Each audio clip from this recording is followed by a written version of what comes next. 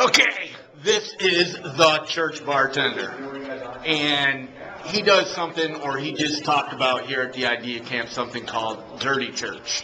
And now Sam's grabbing the camera, so I don't have to hug them. They were doing the invasion. Thank you, the Sam. space. So I worked at a church. I've worked at a few churches, and it was about keeping the carpet clean, and it was about and they said, well, this is God's house, and we got to have the paint fresh, and we got to, you couldn't have coffee in the sanctuary. So, dirty church, oh my gosh, how can you, a dirty church? Talk about the dirty church. Yeah, man, it's not about not caring for what God's given us, man. It is about having a church that is open and used, not clean and closed. So yeah, clean it up, but use it. Make it dirty so that way you can use it. And appreciate the stains and the scars. And realize that those are stories that have been written inside your church. Be thankful for that.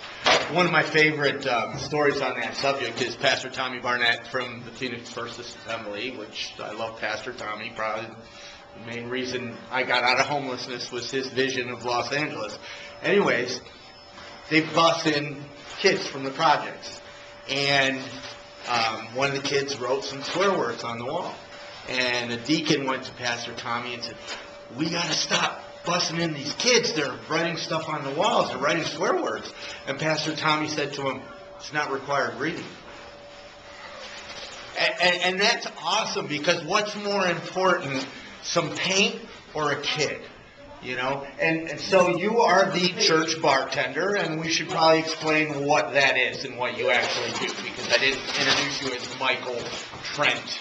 Yeah. It's kind of like a superhero name, Michael Trent. LA. Yeah. You need to move to Southern Cal. So. Yeah, back there, you mean. Okay. Yeah, see, back there. Yeah, man, church bartender, I was named that by a guy one night who just, I related to, and he said, man, you're my church bartender. And if I had a church like that, I'd go to it. And it was just somebody recognizing that I was spending good time with him. And so I was named that by somebody else. And bartender and barista mean exactly the same thing. Barista is Italian for the English word bartender. We just spoke pop. We taboo that stuff. And so it's a term of endearment to me. Well, you didn't say what you do. Oh, I create cafes and bars and lounges in and for churches, and do that around the country, and just kind of consult on how to create these environments, man. You're talking about the Dirty Church Awards. Yes. What's that?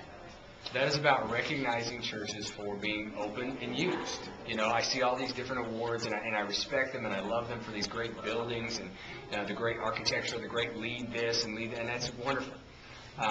But it's about recognizing and saying, hey, man, what if you were to use your church for these kind of things and recognize these churches for using it? In fact, to really sum it up is that the ultimate church would be the one that wins the award for the great architectural build and wins a Dirty Church Award for using it. I'm not saying they'll build an amazing church building. I'm saying use whatever is in your hand. That's the deal. This last week, I was speaking at a community church function, churches assisting neighbors, a bunch of churches in Eagle Rock. And one of the pastors there, they're building a new sanctuary on a new property, but they're also making low-income housing. And you know what? Yeah, build the nice church, but also make it usable for the community. And one of the gentleman that was talking about, or maybe it was you, that the church that was built it for the community, and was that you talking about? Yeah. Talk about that. That was cool. Yeah, man. There's an awesome church in New York that said, hey, what do you need? Community, what do you need? We have real estate. We have cash.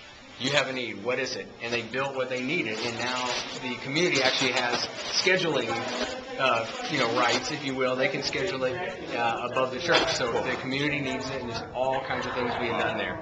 How do people get in touch with you? Do you have a churchbartender.com or something like that? Yeah, that. Wow, you're cool. You got your own church bartender. It's branding, dude. Yeah, I think you're on it. The churchbartender.com, thechurchbartender.com. Let's see, messageandhand.info. There's thirdplaceconsulting.com. Yeah, cool. It all goes. And at Church Bartender and Twitter. Thanks for hanging out with me and having a little fun.